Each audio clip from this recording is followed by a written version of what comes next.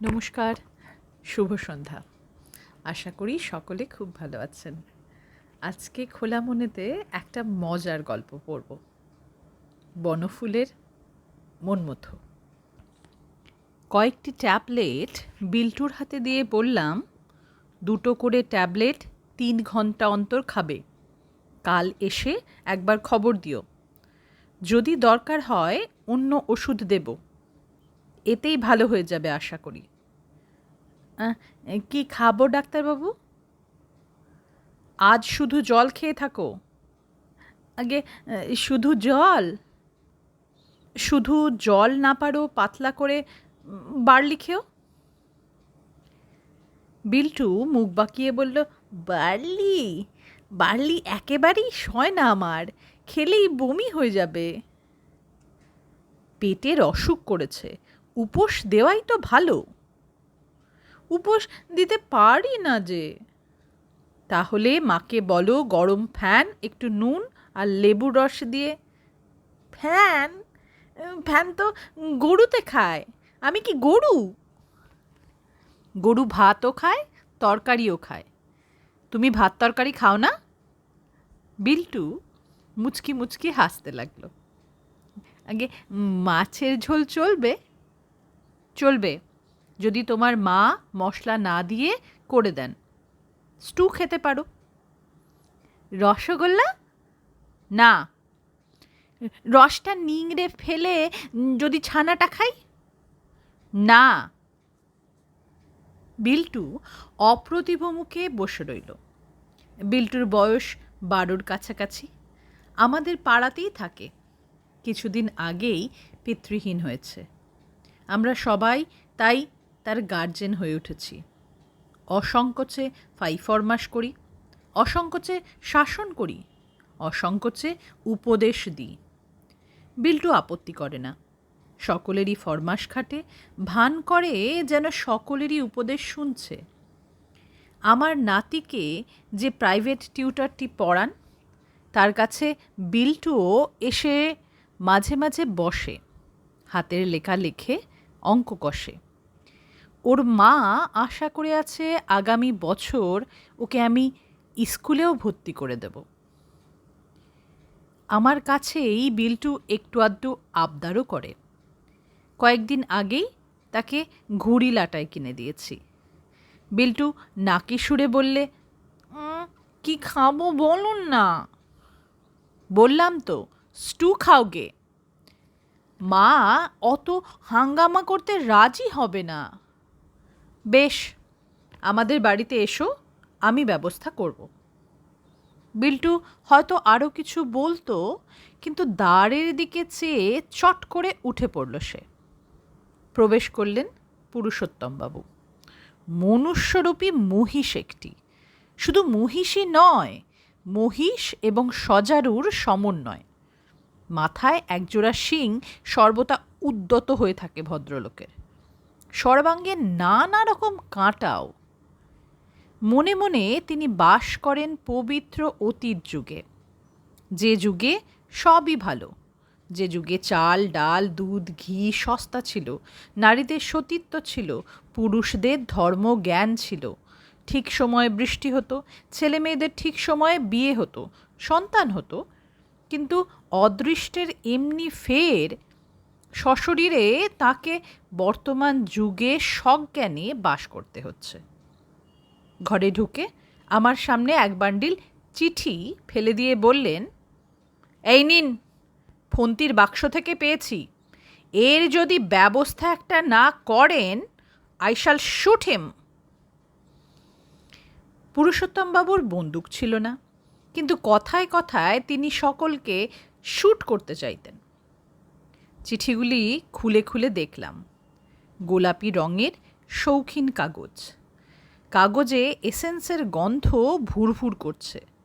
ভাষা আরও রঙিন, আরও সুরভিত। সামান্য একটু উদ্ধৃত করছি। নিদমহলের আলো ছায়ায় রজনীগন্ধার আবেশের মতো যে স্বপ্ন আমাকে উতলা করে তোলে, তা কি তুমি জানো না? মর্মের মর্মর শয্যায় যে রাজকন্যা শতদলের পাঁপড়ির ওপর ঘুমিয়ে আছে, তার ঘুম ভাঙাবার সোনার কাঠি কোথায় পাব? প্রাণের ফন্তু, তুমিই বলে দাও, কোথায় পাব? এই ধরনের উচ্ছ্বাস পাতার পর পাতা। লম্বা শুঁটকো গালের হাড় উঁচু মন্মথর মুখটা ভেসে উঠল মনে। বিবাহিত, 4-5টি ছেলে মেয়ে, বউটি আসন্ন প্রসবা। ওই ছোকরার এই কাণ্ড! ও যে এমন ভালো বাংলা জানে, তাই বাকে জানত। মন্মথ কোথায়? ডাকুন তাকে। সে একটা ইঞ্জেকশন দিতে গেছে, আসবে একটু পরে। আপনি বাড়ি যান, আমি জিজ্ঞেস করব তাকে। এতে এত বিচলিত হবার কি আছে? চিঠি তো লিখেছে, আর তো কিছুই করেনি। কিছুই করেনি? এ কথা আপনার মতো বিজ্ঞ লোকের কাছে আশা করিনি। করবার আর কি বাকি রেখেছে? ভদ্রঘরের নিষ্পাপ কুমারীকে এমনভাবে প্রলুব্ধ করাটা কিছুই নয় নাকি আপনার চক্ষে? না না, আসলে আমি তা বলছি না। খুবই অন্যায় করেছে। আরও গড়াতে পারত তো। আমার বাড়িতে পারত না, এখনো পারে না। কিন্তু চিঠি বন্ধ করি কি করে বলুন? বাড়ির সব জালনা কপাট তো 24 ঘন্টা বন্ধ করে রাখতে পারি না।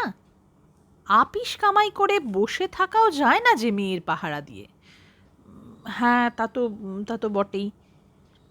ইচ্ছে হলো বলি, কাউকেই কেউ পাহারা দিয়ে সৎ পথে রাখতে পারে না, নিজেই নিজেকে পাহারা দিতে হয়। কিন্তু এই কথা বললে পুরুষোত্তম বোমার মতো ফেটে পড়বেন। তাই বললাম, আমি মন্মথকে শাসন করে দেব, আপনি আর এ নিয়ে বেশি হইচই করবেন না। এই ধরনের কথা চাউর হয়ে গেলে, বুঝছেন না? চাউর হয়ে গেছে, তাই না আপনার কাছে এসেছি। বাড়ির ঝি চাকর পর্যন্ত জেনে গেছে। এখন আর চাপা দেওয়া যাবে না, খোলাখুলি তদন্ত করতে হবে। খোলাখুলি তদন্ত করবার বিপদও আছে। ধরুন যদি ব্যাপারটা সত্যিই হয়, আপনি কি মন্মথর সঙ্গে আপনার মেয়ের বিয়ে দেবেন? বিয়ে দেব? I shall shoot him. কিন্তু আপনার মেয়ের ভবিষ্যতের কথা ভাবুন। এরকম একটা খোলাখুলি তদন্ত হওয়ার পর কোনো ভদ্রঘরে কি তার আর বিয়ে দিতে পারবেন? তাকে গলা ধাক্কা দিয়ে বাড়ি থেকে বের করে দেব যদি প্রমাণিত হয় যে সেও চিঠি লিখেছে। আপনার মন্মথকে সেইটাই জিজ্ঞেস করুন। I want proof, solid proof. Purushottam হুঙ্কার দিয়ে টেবিলে একটি ঘুষি মারলেন। দেখলাম তার নাকের ফুটো খুব বড় হয়ে গেছে, ডগাটা কাঁপছে। বেশ বেশ, আপনি এখন বাড়ি যান। মন্মথ আসুক, তাকে জিজ্ঞেস করি। সন্ধ্যের পর আসবেন একবার, তখন বিচার করা যাবে। হঠাৎ পুরুষোত্তম আমার পা দুটো জড়িয়ে হাউমাউ করে কেঁদে উঠলেন। আমি গরিব কেরানি হতে পারি, তা বলে কি আমার মান ইজ্জত কিছুই নেই? কত বড় বংশের ছেলে আমি। আরে উঠুন উঠুন, বাড়ি যান এখন, সব ঠিক হয়ে যাবে। ভাবছেন কেন? পুরুষোত্তম চলে গেলেন। এরপর মন্মথ দেখলাম আমাকে এড়িয়ে চলবার চেষ্টা করছে। আমাকেও মাঝে মাঝে কলে বেরোতে হচ্ছে। দুপুরে যখন ফিরলাম তখন 2:30 বেজে গেছে। মন্মথ তখনও দেখলাম কাজে ব্যস্ত হয়েছে খুব। প্রসঙ্গটা তখন উত্থাপন করা সমীচীন মনে হলো না। কি জানি, উত্তেজিত হয়ে বা অভিভূত হয়ে যদি প্রেসক্রিপশন সার্ভ করতে ভুল করে, মুশকিল হবে। বিকেল 5টা নাগাদ ডাকলাম তাকে। মন্মথ, শোনো, একটা কথা আছে। ডিসপেন্সারিতে আর তৃতীয় ব্যক্তি ছিল না, সুতরাং সুবিধে হলো। কি বলছেন? পুরুষোত্তমবাবু আজ সকালে আমাকে এই চিঠিগুলো দিয়ে গেছেন। এগুলো তুমি লিখেছ? দেখলাম মন্মথর চোখ মুখে একটা মরিয়া ভাব ফুটে উঠল। কিছুক্ষণ চুপ করে দাঁড়িয়ে থেকে সে বললে, হ্যাঁ, এগুলো আমারই লেখা। এরকম সাফ জবাব প্রত্যাশা করিনি। ভদ্রলোকের মেয়ে খেয়ে এরকম চিঠি লেখার মানে? মন্মথ চুপ করে রইল। উত্তর দিচ্ছ না যে? আমি ওকে ভালোবাসি স্যার। লক্ষ্য করলাম গলাটা একটু কেঁপে গেল। তুমি উগ্র ক্ষত্রিয়, বিবাহিত, ছেলেপিলে আছে তোমার, তুমি হঠাৎ ব্রাহ্মণের কন্যাকে ভালোবাসতে গেলে কেন? মাপ করবেন স্যার, এই কেনর জবাব দিতে বড় বড় কবিরা পারেননি, আমিও পারবো না। কিন্তু বিশ্বাস করুন, আমি সত্যিই তাকে ভালোবাসি। কিন্তু এরকম ভালোবাসার পরিণাম কি জানো? জানি। তবে? মন্মথ চুপ করে রইল। জবাব সে আগেই দিয়েছিল। বড় বড় কবিরা যে প্রশ্নের উত্তর দিতে পারেনি, সে প্রশ্নের নিরুত্তরই উত্তর। ফন্তুর সঙ্গে তোমার আলাপ হলো কি করে? একদিন দেখলাম সে তাদের বারান্দায় বসে কাঁদছে। আমি যাচ্ছিলাম সেদিক দিয়ে। জিজ্ঞাসা করলাম, কাঁদছ কেন? সে বললে, বড্ড মাথা ব্যথা করছে। জিজ্ঞাসা করলাম, ওষুধ খাওনি কিছু? বললে, বাবা এক ডোজ হোমিওপ্যাথিক ওষুধ দিয়েছেন, বলেছেন 7 দিন পরে আর এক ডোজ দেবেন। আমি ফিরে এসে তাকে অ্যাসপিরিনের গুলি পাঠিয়ে দিলাম একটা। তারপর মাঝে মাঝে লুকিয়ে এসে অ্যাসপিরিনের গুলি নিতে আসতো। বিল্টুকেও পাঠাতো মাঝে মাঝে। এই রকম করেই আলাপ শুরু হয়। তারপর?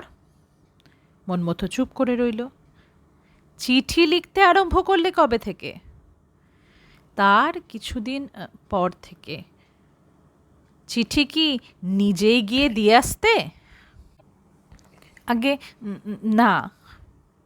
তবে বিল্টুর হাতে পাঠাতাম।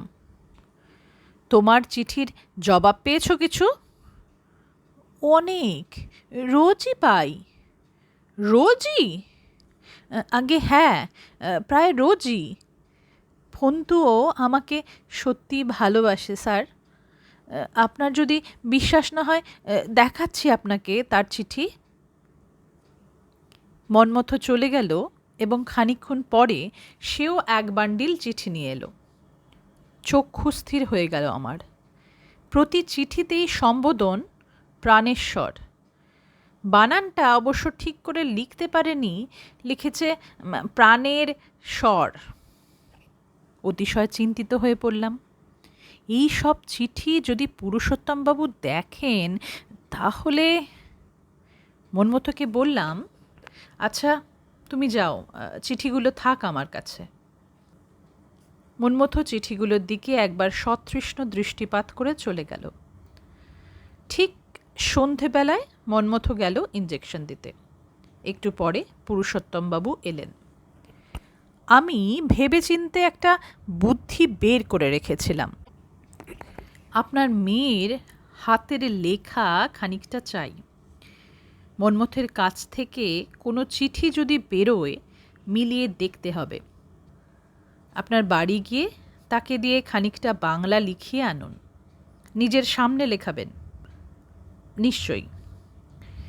পুরুষোত্তমবাবু চলে গেলেন এবং একটু পরেই ফিরে এসে ফন্তুর হস্তাক্ষর দাখিল করলেন আমার সামনে। আপনার সামনে লিখেছে তো? নিশ্চয়ই। আমি ভক্তিযোগ থেকে ডিকটেট করেছি, সে লিখেছে। লেখা দেখে আশ্বস্ত হলাম। একেবারে আলাদা হস্তাক্ষর। কিন্তু ও চিঠিগুলো কার লেখা তাহলে?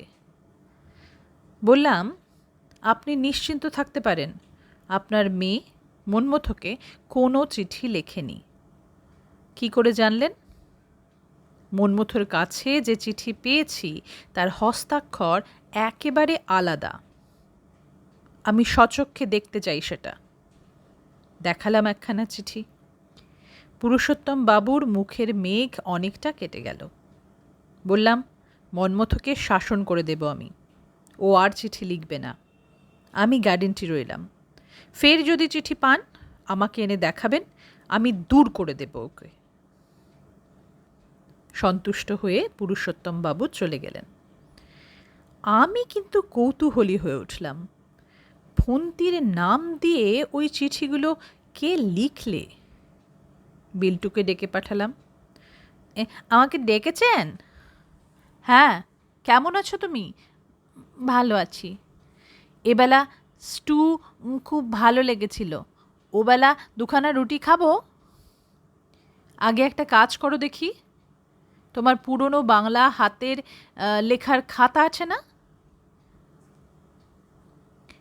এইখানেই তো আছে, নিয়ে এসো। কি করবেন খাতা নিয়ে? দরকার আছে, আনো না। বিল্টু এক ছুটে গিয়ে খাতা নিয়ে এলো। সমস্যার সমাধান হয়ে গেল সঙ্গে সঙ্গে। বিল্টুই যে চিঠিগুলির লেখক তাতে বিন্দুমাত্র সন্দেহ রইল না। মন্মথ ইঞ্জেকশন দিতে গিয়েছিল, সেও এসে ঢুকল। বললাম, মন্মথ, তোমার চিঠির একখানাও ফন্তির লেখা নয়। থমকে দাঁড়িয়ে পড়ল সে। বিল্টুর মুখও ফ্যাকাশে হয়ে গিয়েছিল। ফন্তুরই লেখা স্যার? বিল্টুকে জিজ্ঞাসা করুন। একখানা চিঠি বার করে বিল্টুকে দেখালাম। এসব চিঠি কে লিখেছে? বিল্টু ফ্যাল ফ্যাল করে চেয়ে রইল আমার দিকে। সত্যি কথা বলো। আগে আমি লিখেছি। শৈলদি, আভাদি, পুষ্পদি যা যা বলে দিত আমি লিখে দিতুম। ফন্তি দিয়ে একদিনও লেখায়নি। তুমি লিখতে কেন? উত্তর এনে দিলে কম্পাউন্ডার বাবু 8 আনা পয়সা দিতেন। সেই পয়সা দিয়ে আমরা সবাই মিলে রসগোল্লা খেতাম। মন্মথকে বকতে যাচ্ছিলাম, কিন্তু তার বিবর্ণ মুখের দিকে চেয়ে আর বকতে পারলাম না। কেমন লাগলো গল্পটা? কিছু কিছু ভুল বোঝাবুঝি এমন প্রত্যাশার সৃষ্টি করে, এবং সেই প্রত্যাশার কথা অন্য কেউ যদি জানতে পেরে তাকে ইউটিলাইজ করে, তাহলে পুরো ঘটনাটা বোধহয় এইরকমই দাঁড়ায়।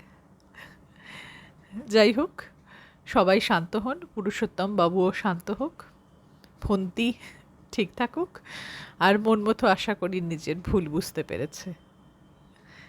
ভালো থাকুন আপনারা সকলে। আবার একটা ভালো লেখা নিয়ে তাড়াতাড়ি আসবো। গল্পটা ভালো লাগলে নিজের প্রিয়জনদের সঙ্গে শেয়ার করবেন, লাইক আর কমেন্ট করবেন। ভালো থাকবেন সবাই। শুভরাত্রি।